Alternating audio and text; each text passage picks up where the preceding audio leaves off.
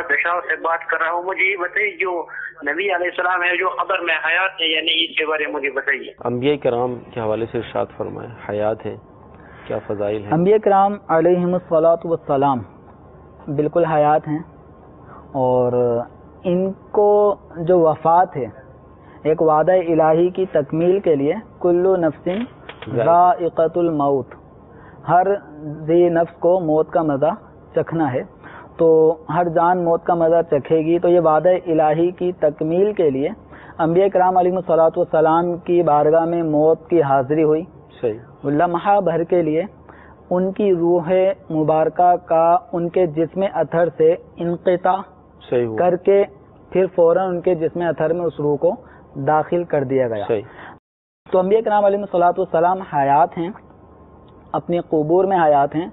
ये सिर्फ ज़बानी बातें नहीं हैं बल्कि अहादीस मुबारका में इसका सबूत मौजूद है। हज़रत सैयदना अनस रज़ियल्लाहु ताला अन्हु, ये बैहक़ी शरीफ में इमाम बैहक़ी अलैहिर्रहमत ने तो पूरी हयात अंबिया से मुताल्लिक़ एक किताब लिखी है, ठीक, जिसमें अंबिया किराम अलैहिमुस्सलातु वस्सलाम की हयात को उन्होंने कुरान और अहादीस से साबित किया है, पूरी एक किताब लिखी है। और इमाम बैहक़ी अलैहिर्रहमत ने इस रिवायत को सही करार दिया है। जो भी मैं रिवायत के अल्फाज पढ़ना जा रहा हूँ, इसको मुस्नद अबी याला में भी नकल किया गया है, और इमाम बैहक़ी रहमतुल्लाह अलैह ने अपने रिसाले में भी नकल किया है, जामे सगीर में इमाम सियूती अलैहिर्रहमत ने नकल किया है। और इस रिवायत के अल्फाज हैं, अल अंबियाउ अहयाउन फी क़ुबूरिहिम युसल्लून, कि अंबिया किराम अलैहिमुस्सलातु वस्सलाम अपनी क़ुबूर में जिंदा हैं और नमाज भी अदा करते हैं। युसल्लून, इसका एक माना ये भी किया गया है कि वो ज़िक्र, अज़कार, तस्बीहात वगैरह पढ़ते हैं, और ये काम जिंदा ही करता है। सही। तो इतना ही काफ़ी था, अल अंबियाउ अहयाउन फी क़ुबूरिहिम, इतना भी काफ़ी था। लेकिन मज़ीद उनकी हयात पर एक और दलील, युसल्लून, कि वो नमाज भी अदा करते हैं। अब इसका माना नमाज भी लिया जा सकता है, और युसल्लून का एक माना ज़िक्र, अज़कार, तस्बीहात पढ़ना, ये भी शारिहीन ने बयान फरमाया है।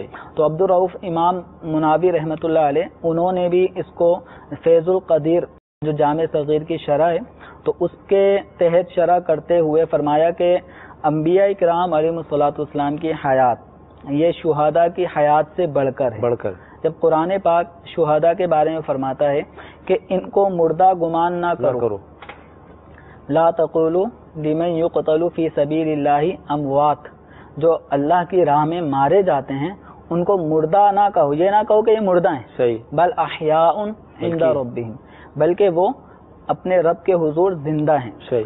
तो एक और मकाम में फरमाया गया कि इनको मुर्दा गुमान भी ना करो। सही। तो अब ये है कि मुर्दा शुहदा के बारे में ये है, और शुहदा को ये बरकत अंबिया किराम अलैहिमुस्सलातु वस्सलाम के तरीके पे चलते चलते राह खुदा में मरना।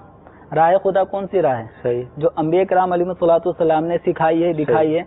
तो इस राह पे चलकर इस राह में गज़वा करने वाला जब मारा जाता है, इस राह में मर जाता है, तो उसको मुर्दा ना कहा जाए, वो अल्लाह के यहाँ जिंदा है और उनको रोज़ी फराहम की जाती है। ये कुरान से साबित है।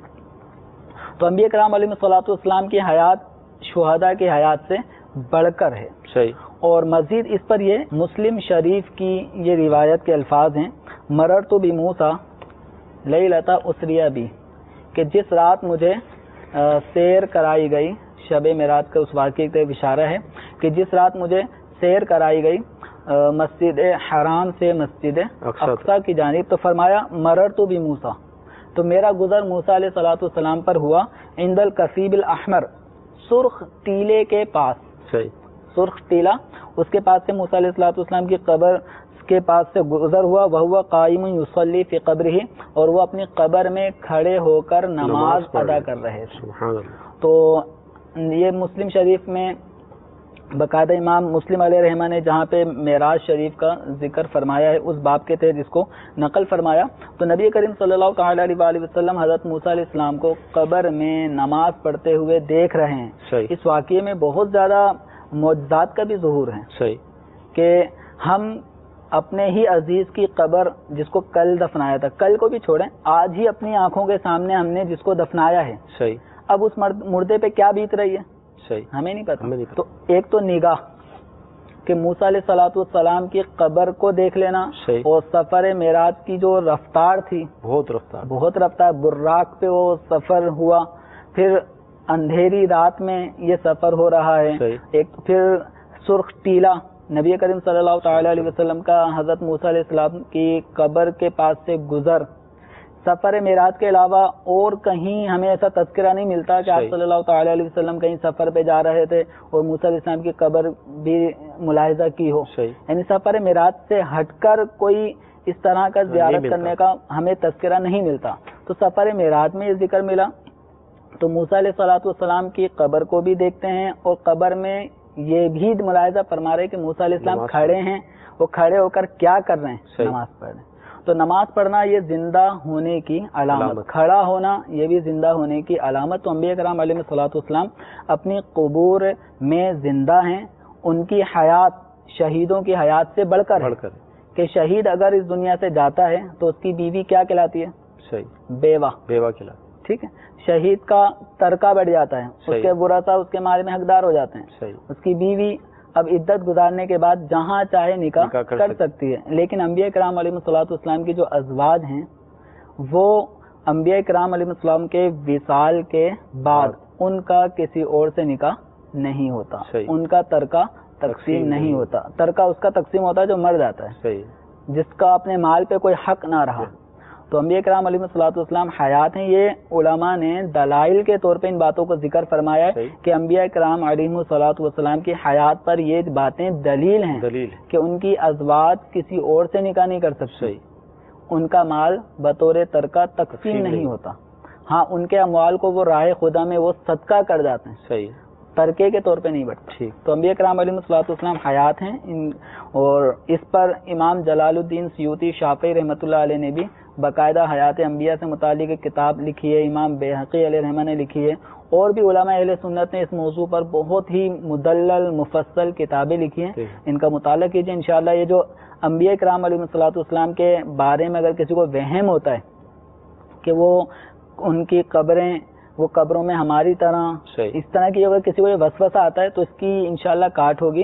اور بلکہ ایک حدیث مبارکہ جو ابن ماجہ شریف کی ہے تو نبی کریم صلی اللہ تعالی علیہ وسلم سے درود شریف سے متعلق پوچھا گیا اور آپ صلی اللہ تعالی علیہ وسلم نے روز جمعہ درود کی ترغیب دلائی. تو صحابہ کرام علیہ رضوان نے عرض کیا کہ آپ کے وصال کے بعد پھر کس طرح درود آپ پہ پڑھا جائے.